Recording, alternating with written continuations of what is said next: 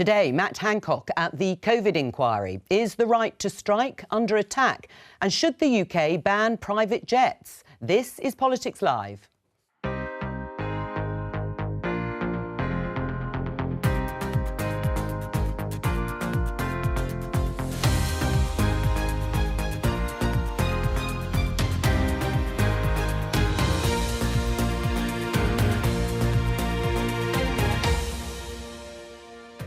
Joining me, Conservative MP Vicky Ford, Labour's leader in the Lords, Angela Smith, Taj Ali from Tribune magazine and Zoe Strimple from The Telegraph. Today, after coming under sustained criticism for his handling of the pandemic, can Matt Hancock defend his record at the COVID inquiry? We were trying to effectively raise the alarm. We were trying to wake up Whitehall to the scale of the problem. The Israel-Gaza truce is extended, but how can civilian lives be protected when it ends? Israel does have a right to self-defence. What happened to Israel on the 7th of October was appalling. They must abide by international humanitarian law, that the number of casualties are too high. Teachers say their right to strike is under attack from a new law. We are still supporting the fundamental right to strike, but we're trying to balance that with the fundamental right of a child to an education as well. And in the week of a major climate summit, should all private jets be banned?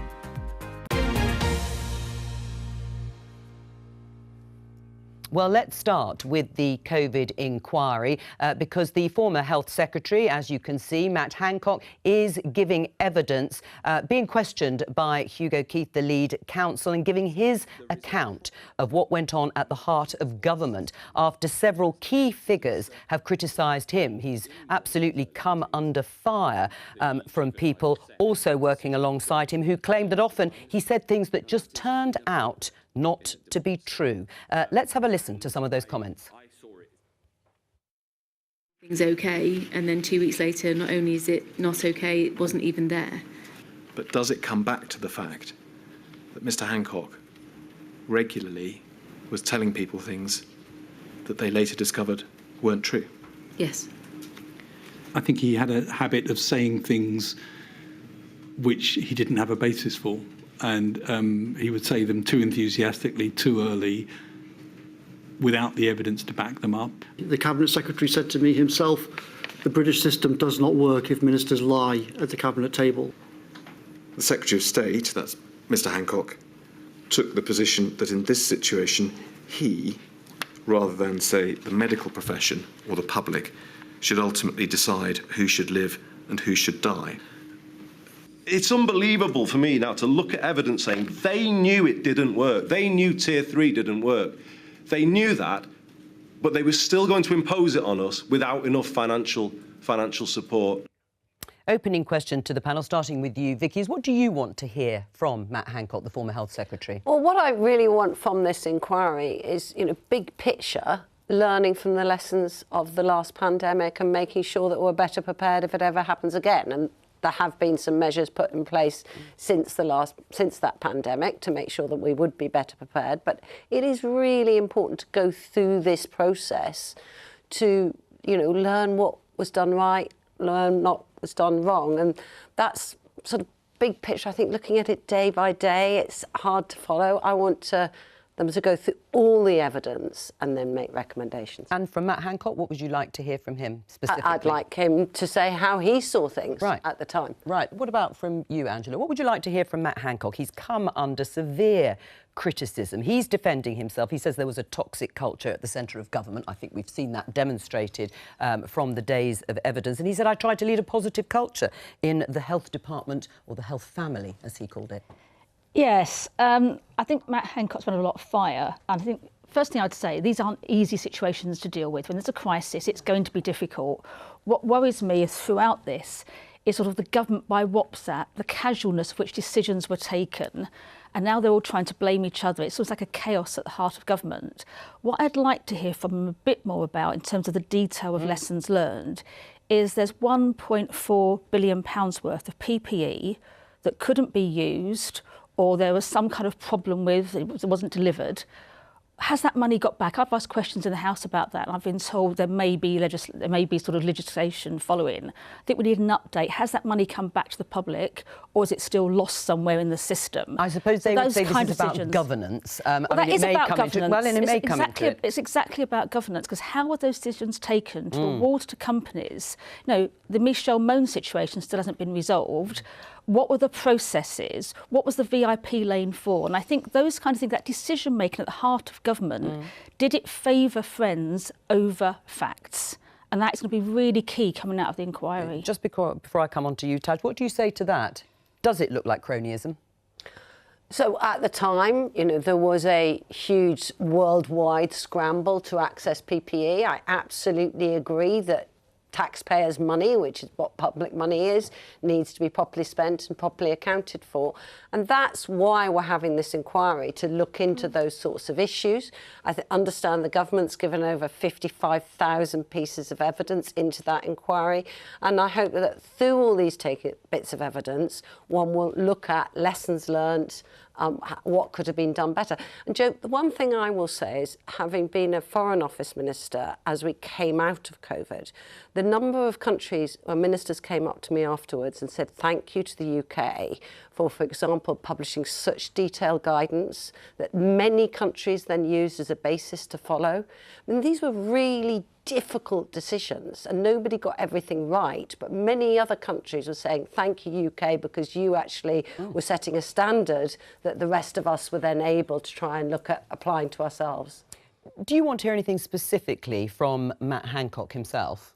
Yeah, I mean, the first step to solving any problem is acknowledging there is one, and not just Matt Hancock, but other government ministers are still in denial about the impact of austerity cuts, for instance, on our public services, on our NHS. I mean, last year I was speaking to nurses who were talking about how they were taking antidepressant tablets and had PTSD from some of the scenes they saw in their hospital wards. I had doctors talking to me about how they were moving trolleys out of the way to help others in pain. It's a really serious situation in the NHS. And I think if we have a future crisis in an increasingly globalised world, I don't think we are prepared. And so what I'd like to hear is, how are we going to make sure in the event of a future crisis that we are prepared and our public services are fit for purpose and the people that form the very backbone of it do have the support that they need? I mean, Matt Hancock has said he's profoundly sorry for the UK not being better prepared.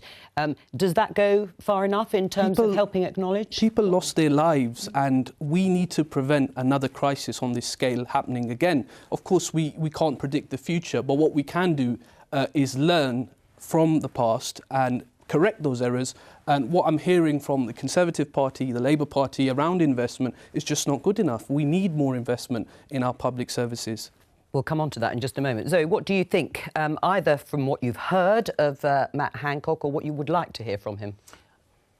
I'm not that interested in hearing further comment from Matt Hancock. I think that he is less interesting than we think, in the sense that I think he was to many people he appeared to be foolish. His demeanour was silly. His language was that of a primary school teacher. He clearly was all over the shop.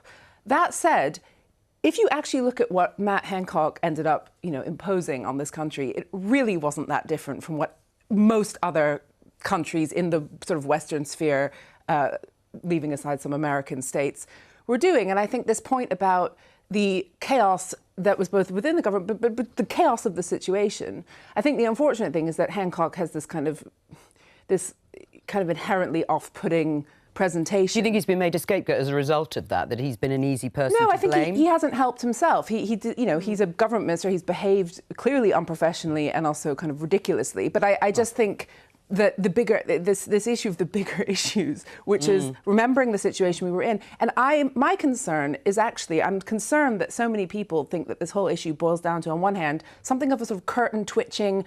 Well, what was that minister doing when they'd already said this, and this person shouldn't have eaten cake at that point. I mean, that's been my view. On the other hand, you have lockdown was this huge incursion onto our human rights and our civil liberties, and we've all been robbed. And both of those are kind of silly ways of looking at it. And I sympathise actually with Cummings, who is frustrated with the Whitehall system and the kind of the seeming dynamic that creates bad decision making inefficiency and really poor outcomes. And those are the things that if we're going to learn lessons from this, what doesn't learn lessons is that everybody was at loggerheads. You've got all these WhatsApp messages which are like sort of gossipy schoolboys saying, oh, you've done this, this person isn't any good. I would expect a government in a crisis to be pulling together and working together. And my sense of what's coming out of this is acknowledgement there were lots of things that were done wrong. I think that's accepted. But it's also, it wasn't my fault, it was his fault or it was her fault. And that's the problem. And it comes down to preparedness as well. There were plans in place. They downgraded those plans. There weren't the hospital beds. All those things leading into the crisis and beyond it. So if there's generally going to be lessons learned, it's how you do government properly, and you don't do it by WhatsApp and gossip. But isn't this a bigger problem about contemporary government in a tech age? I mean, I think this is getting to problems that arise again and again, which is government by WhatsApp, this kind of mayhem route of doing things.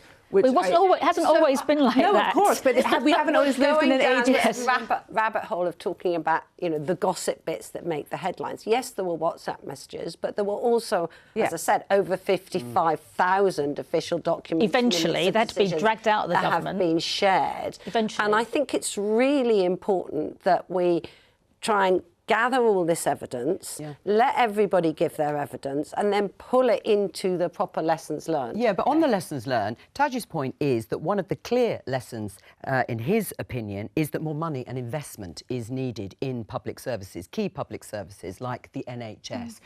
Do you agree with that?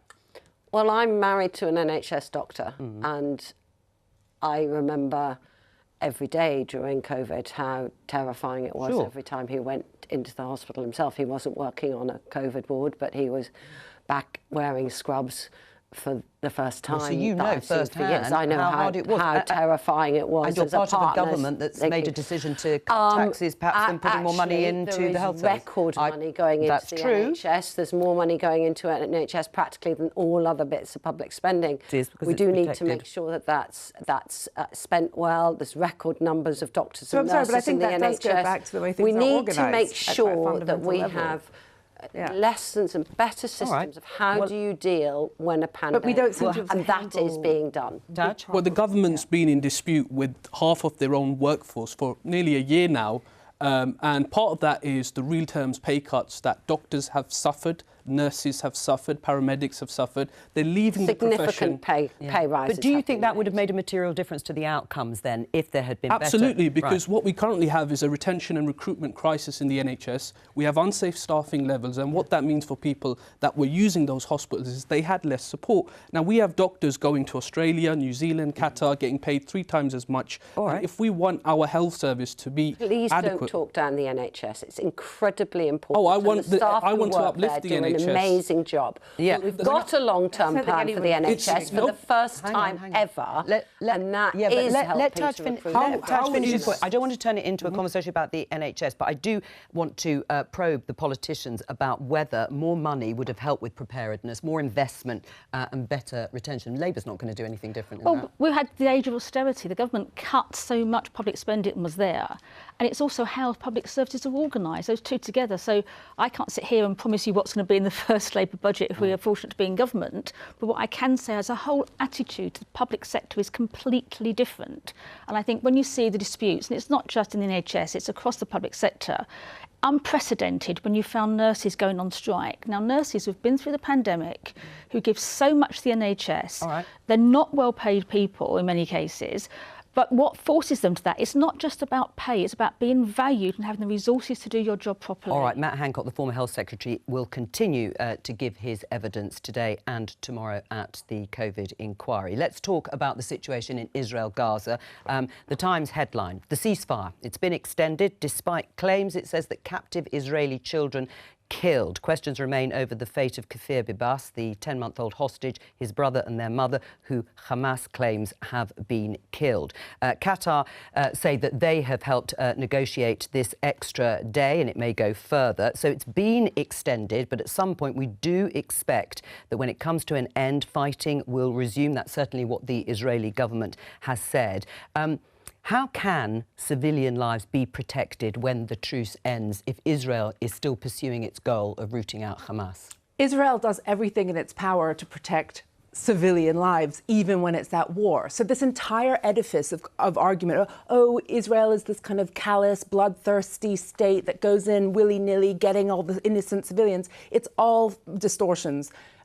Yes, in the course of war, firstly, civilian death is always obviously tragic. I mean, nobody sane would dispute that.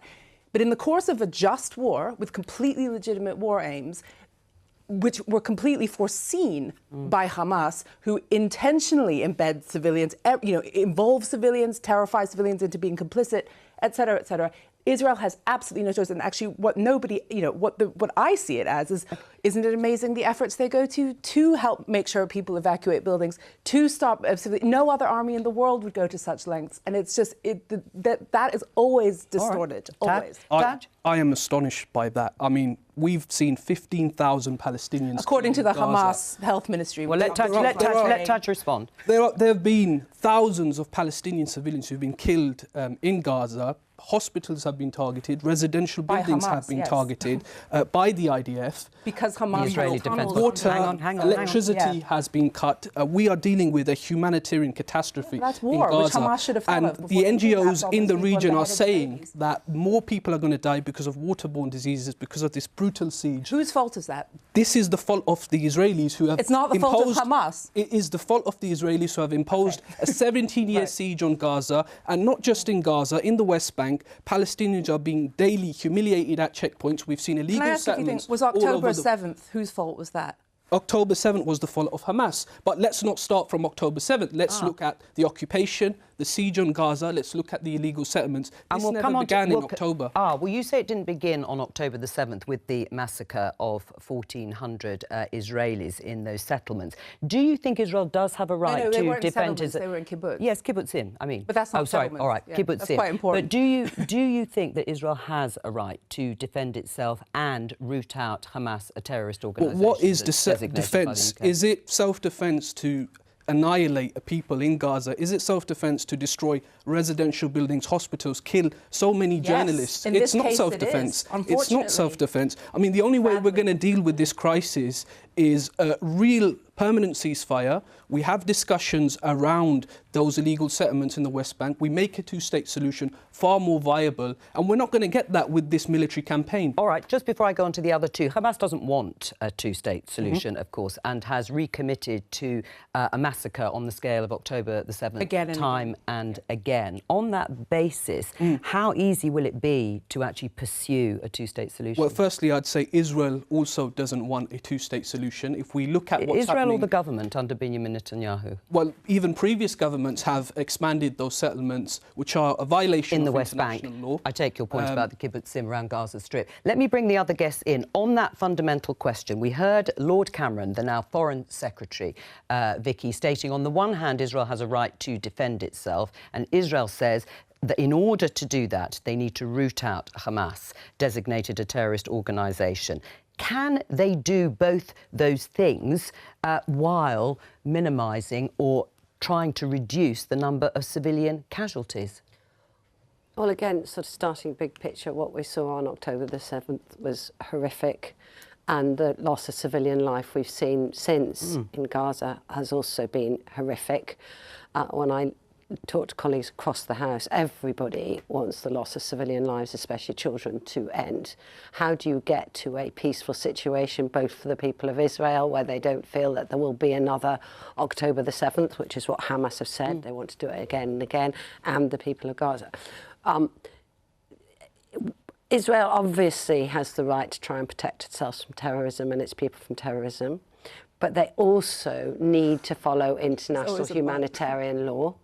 And that means respecting the lives of civilians. I'm sorry, but it's always interesting to me. Can I just chip in? I just want to raise attention to the idea that every time people say Israel has a right to defend itself, which, by the way, is completely obvious and should be, there's always a but. And what comes after that but is almost always saying actually it doesn't have a right to defend itself. If you boil it down, the UK government has been very clear from the very beginning that Israel needs to obey international humanitarian law, as the government always here. and that we're deeply concerned about the humanitarian situation, which is why we've called for these pauses throughout, more than doubled our aid to get aid in there. And we need to make sure, because otherwise, having grown up in Northern Ireland and spent my childhood in Northern Ireland, what we know is that to beat terrorism, it's rarely beaten by more terror. And that is why it is so important. Sorry, I have to interject there. I don't think Israel is doing terror. No, it is responding to a huge attack of terror. Israel with war. Seen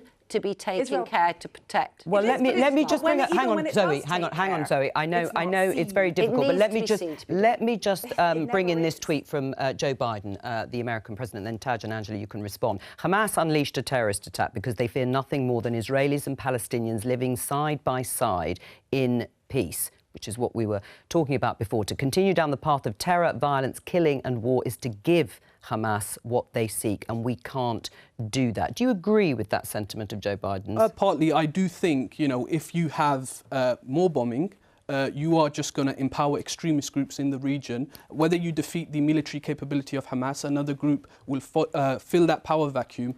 And we need to get back to a diplomatic solution. There was a two-state solution and it's become increasingly unviable. I was with a Palestinian from Gaza the other week, Ahmed Al-Anouk. He lost 23 members of his family, including 15 nieces and nephews. He's not a member of Hamas. Half of Gaza's population are children, and yet they're always depicted and dehumanized in such a way. And one thing Ahmed said to me, by the way, he said, not only do we have to worry every morning whether we can get in touch with our families, but we feel unsafe as Palestinians in this country because of the level of dehumanization. We forget Palestinian people are human beings, and self-defense, self-defense, forget that. These marches have 300,000 people on them, all saying Israel is child killers. Like what do you mean by that? When you kill children, it's the opposite. People are forgetting the... But Hamas went in and beheaded babies and took children. And that garners 100,000 people going on a solidarity march. The Palestinian cause garners 300,000 people regularly. Why do you think that is? Look at the disproportionate... Well, hang on. The occupation. I just don't understand what... Zoe, let Taj just finish his point. I will let you back in. Please finish your point. My point is this. You cannot have peace without justice. You cannot have peace without freedom.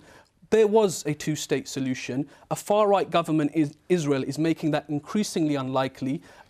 Israeli society is not a monolith. They don't all have the same view on this. And I think it's important now that we do whatever we can to prevent further bloodshed. That's the point.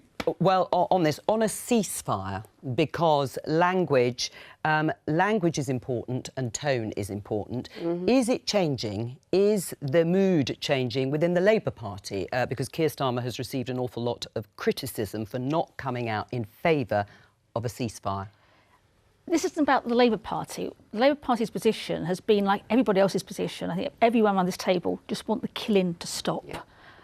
It's an awful situation. When Hamas unleashed that attack on the 7th of October, I think there were shockwaves around the world at it. And then we've also had beamed into our homes pictures from Gaza of the numbers of people died. We wanted to stop. So you say language matters. We've always felt that what was important to get to a position that was quite clear, there was no appetite within Hamas or Israel to have a ceasefire, to stop fighting. But where we had to get to, the urgent thing was to work across the world to get some significant and extended pauses, to get aid in and get the hostages back. Now, I think once you get extended pauses, and I think, Vicky, you made the point, and I was a Northern Ireland minister, I'd say the similar things, that you never resolve conflict by bombing and killing. At the end of the day, this is going to be diplomatic efforts. I still think, I think most people do, that the only way for peace in the region is a two-state solution. But it's not, it seems like a dream sometimes now. And I think the world as a whole, in the West particularly, has talked about it as if it was embedded, it was going to happen. Without diplomatic effort and world support, it can't be sustained. Right. So I think this is a very difficult time. There's still, not all the hostages have been released. I think that's going to be absolutely key as we move forward. There's And, you know, I've spoken to some of the families of hostages, and it breaks my heart every time I talk to them. It really does. You just think, how do these people survive? And then you look at what's happening in Gaza. Not every Palestinian is Hamas or supporter of Hamas. No. So there has to be a future where you have a safe and secure Israel, a sovereign Palestine, which doesn't mean Hamas. But that seems a long way off. It does, just but at you the moment, can't. Sidi. It does seem a long way off, but you can't get to it in one leap. There's got to be the aim of the only way. I've spoken to Jewish friends and Muslim friends, and both have said to me that's the only way we both survive. And if you think of all the work that's gone in this country between local imams, local rabbis, working cross community to understand the similarities and differences together, and yet something like this happens and it's making it harder for them. So I think we're at a very difficult point. I think it's not about whether support for the Labour Party, it's about trying to find a way through to peace. Just briefly. I think obviously, ideally, there would be ways of achieving the same goal without needless bloodshed. I don't think the Ireland comparison, which I'm hearing all the time, is all that useful. I don't think anybody in that conflict was like Hamas. No, I don't think it's only useful in that it was negotiation. Sure, but I don't think people appreciate that it's not a general mess of terror and killing. There's a very clear perpetrator in this case, and there's a very clear response, which I think people don't realize what Israel is dealing with. And Israelis now, I was in Tel Aviv last week, and they are seeing it a little bit differently. All right, can I just ask, are you in support of a two-state solution, a Palestinian state in the West Bank? I mean, I actually don't want to discuss that one too much because everybody is so all over it, and it's not my primary concern right now. All right. Let's have a look and talk about something completely different. And this is about minimum service legislation and about unions, particularly the teaching unions in this case. The Daily Express has this headline: teaching unions will be forced to keep schools open during strike action. The Education Secretary, Gillian Keegan, has also written defending the plans to have minimum service legislation. We can see here giving parents certainty about whether their child will attend school wherever they live, and goes on to say balancing unions' rights to strike with fundamental rights of children to an education. Let's start with you, Vicky. Do the plans strike a balance between the two? Well, the right to strike is important, but so is the right for a child's education. And my understanding is that Gillian has spoken to the unions about the minimum service legislation that we brought in, which goes across a number of different sectors. The unions haven't agreed to what minimum services levels, and she's now quite rightly saying that parents, children, teachers should have a say on this as well, which is why she's opened a consultation on what minimum services should look like. 25 million school days were lost last year due to strike action. Right. 25 million Why children. do you want to reverse this legislation? Two things. I think it's the wrong question and it's the wrong answer. There were 10 strike days from teachers in the last year. Other countries have this legislation in Europe. They have more strike days than we do. It doesn't solve the problem. If you want children to have a good education, you actually don't even reach your own targets on recruitment for teachers. They're 40% less than they should be. The National Association, the Head Teacher Association say chronic underfunding for over 10 years. You had the RAC situation where schools were scrabbling around trying to find accommodation to be in, and you've got classes where you haven't got qualified teachers for recruitment. So if you want a decent education for kids, that's where you start. You deal with those problems. Well, except not parents, trying to create a problem. Parents might disagree. You might like to see their but parents might like to see their children, in every case, taught by a qualified teacher in the subject they're studying. Now, what do you make of the minimum service legislation? Do you agree with Angela or do you agree with Vicky? Well, I think, firstly, the industrial relations and industrial disputes have two sides, and we always scrutinise the union side, and we never ask the question, how do we prevent an industrial action taking place in the first place? How do you get around the table and negotiate? And I think this is the wrong strategy. Instead of looking at the symptoms of the problem, instead of looking at the root cause, we're looking at the symptoms. And so, you know, devolution has given us an example of how industrial relations can be different. We've seen less strike action in general in Scotland and Wales, and that's because... But there has been strike action, and quite a lot of it in Scotland. Absolutely, but I think it's been dealt with in a better way. All right, but what about the principle of minimum service levels, so that some children could still go to school? Would that be a good idea? No, because it undermines the industrial action. There's no point going on strike if you're being undermined. And as I've always said, it's a last resort.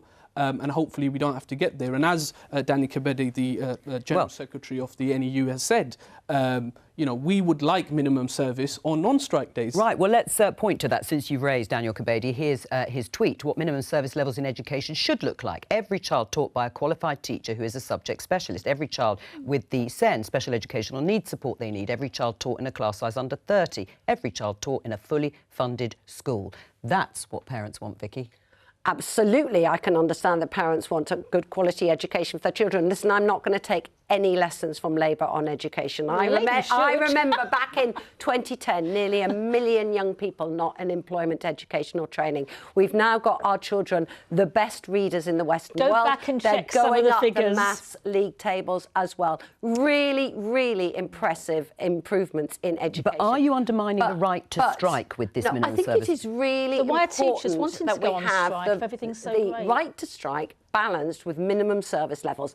And Labour vote against this again and again. It's the same legislation you have in France, in Italy, in Spain. They have more strike. I was going to say, it's not the same, so let's not make a comparison. Against this because they are in the pay of the unions. We have some actually, I'll come back on that. Well, okay, Vicky, we had a straw poll in the office before I left of how long it would take Vicky to say they're in the pay of the trade unions. Well, they are. Well, you're not disappointed. No, I'm not disappointed. It's not affiliated but the issue, to the Labour Party, so that's incorrect. Yeah, exactly. They voted against the minimum service levels on our hospitals. Hang on. If you all talk over each other, viewers can't hear. I think I've probably had the least to say on this one.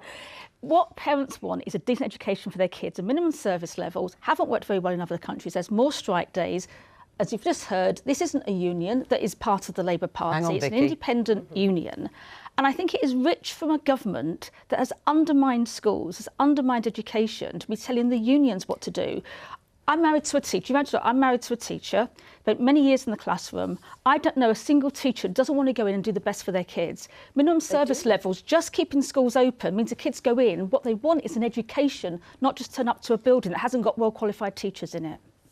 I mean, I actually naturally am predisposed to not have much sympathy for general kind of hardcore union action and striking. That said, I actually think it's better to just let the full thing out. So, you know, I think interfering with the full heft of the strike, it kind of defeats the point. It's this sort of unsatisfactory middle ground. So, you know, if unions end up kind of, you know, destroying a school year for children, then hopefully, you know, and to the point that their parents make that known in their electoral choices. So that's kind of how I would rather see it, rather than more kind of regulation from the government interfering with sort of the processes that are currently kind of there to, I don't know, iron things out. So I think we probably have to go let people run riot with their strikes, make everyone miserable if that's what happens, and then let us, you know, react accordingly, rather than the government sort of. So well, hang on, well, Angela come back, and then I'll let Vicky have a word. I just think you don't let people run riot with strikes. I don't know anybody who's in these occupations in public. Hang on, let me finish.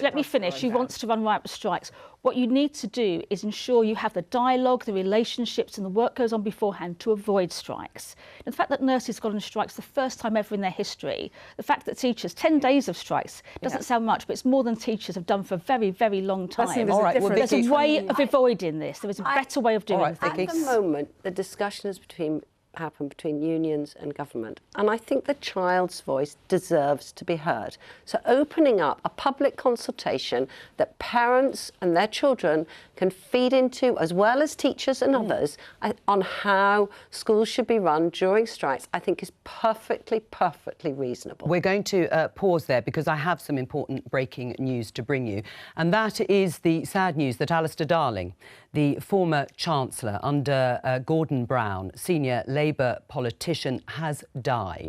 I know, I'm sorry to bring this to you, Angela, and I will give you a break. So we're going to talk to Leila Nathu, our political correspondent, because it will have come as a shock. You will remember Alistair Darling, of course, throughout the financial crisis that hit in 2008. When Gordon Brown was Prime Minister. He was a key figure during those very difficult years under Gordon Brown. Of course, Labour lost that election in 2010. But Alistair Darling, here he is, played a key role during the referendum in 2014 in Scotland. It was union. He was very much, of course, on the unionist side. But yes, the news is that Alistair Darling, the former Chancellor, has died.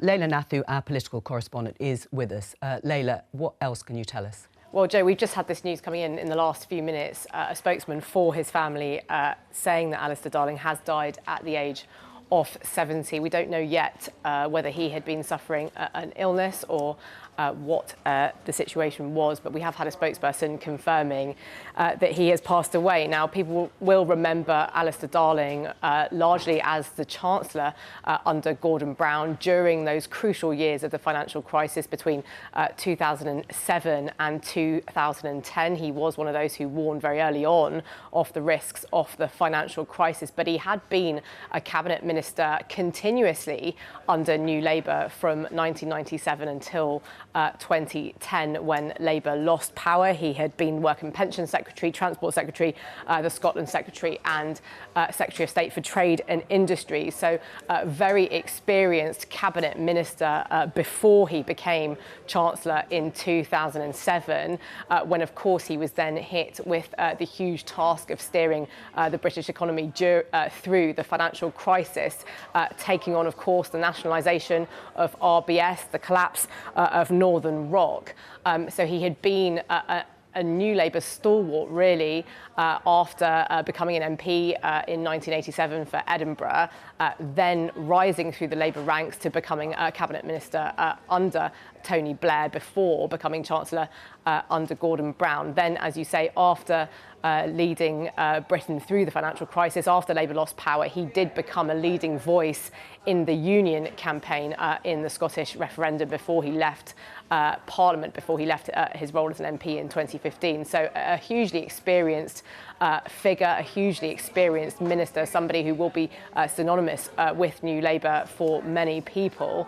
But of course, I think will be better remembered for his role as Chancellor during that hugely turbulent time in the financial crisis. Leila Nathu, stay with us because we have Angela Smith here, and I know this is very upsetting and a big shock for you because it's come as a complete surprise because he hadn't been ill, to my knowledge. Tell us your memories of Alistair Darling. I'm going to think of the good ones, because I was at number 10 working with Gordon Brown when Alistair was Chancellor during those difficult times. A man of enormous stature, of big brain, and a lovely turn of phrase. And he and Maggie were great hosts.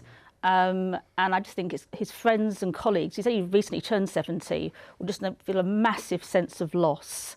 And he had a lot more to give. So there'll be lots of good memories from difficult times. It's in difficult times, we were talking about this a moment ago, where people rise to the occasion or they fail.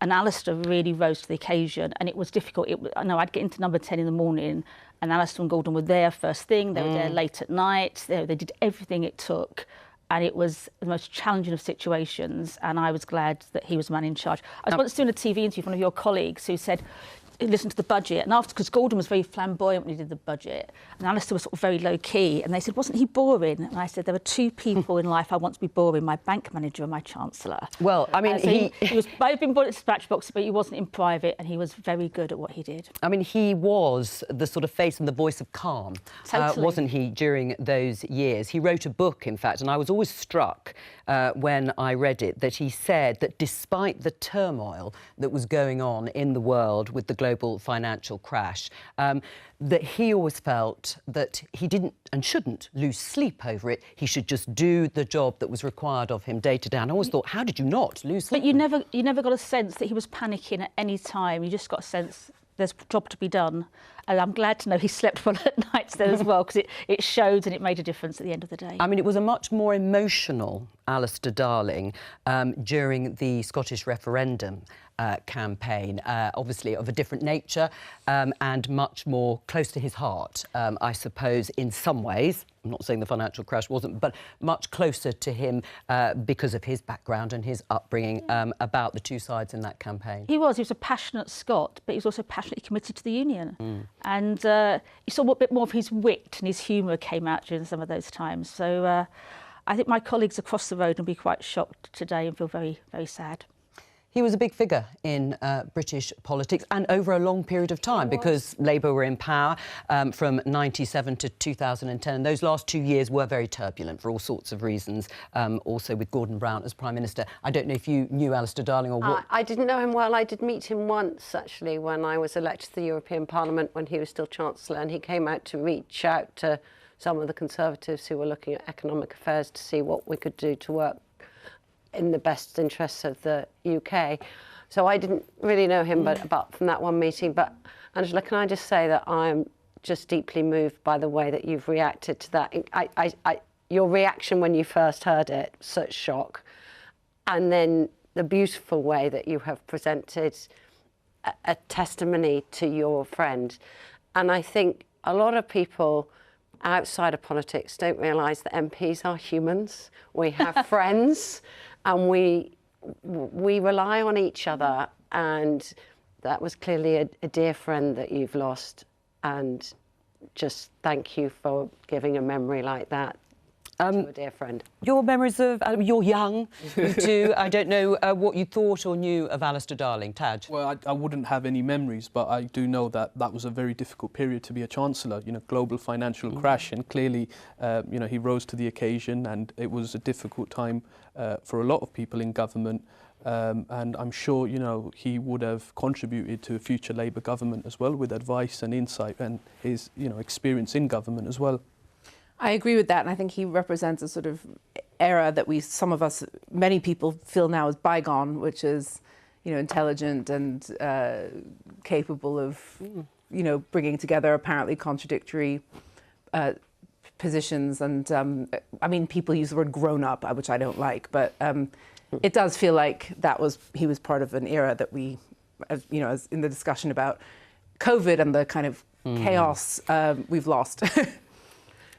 I think many of us who were around at that time, you'd watch people having to grapple with some of the most difficult decisions, and you were glad it was them doing it. But there was also a force for good there, because Maggie and Alistair was very much a team. And she used to do a lot of charity work for an organisation, I can't remember the name offhand, that actually provided clothes and smart clothes for women returning to work. Either they'd been ill, they'd been family issues, or maybe in prison and wanted to return to work, to make sure they were properly dressed for the interviews and training and support. And she would do this kind of work as well. So I think she, through her charity work as well, as a couple, they endeared themselves to the entire Labour family. I mean, that was the other political couple, of course, was him and Gordon Brown. It was obviously Gordon Brown and Tony Blair before that, but that was different, wasn't it? Their relationship was, for the main, a good one. I think it was. There was also, sometimes there was creative tensions. Let's put it that way, leaders and chancellors. But I think also a huge respect. And I think Gordon will be very, very saddened by the news today, obviously. And he lost another great friend just a week ago as well. So we're losing some of our great people. It's of a generation. But Alistair, you know, was only just 70. Right. There's no age for us to lose him. No, and there were just pictures of him there with the former First Minister. They were very infamous and famous. There is with George Osborne, but he was there with Alex Salmond because he took part in those debates. There he is with his wife, Maggie, outside number 11 with the red box, no doubt, during statements. But yes, those debates with Alex Salmond during the referendum campaign, obviously on opposite sides. Vicky? Yes, just because you don't agree with everybody's decisions politically, and there were clearly decisions that he would have made that I would have disagreed with and did disagree with at the time, doesn't mean that you don't have respect for people bringing their energy and their thoughts into politics, taking big jobs on the national stage like that. And my thoughts are with all of those who were friends, who've lost a friend, just as I believe you would be the same for us. Because as often as they say more in common than that divides us. And it is, and you know, during that time, there were times we thought the banking system was going to collapse, that banks were going to close. The pressure was enormous, wasn't it? The pressure was enormous. You had to protect the public from the banks going bust. So the pressure he was under day to day to day.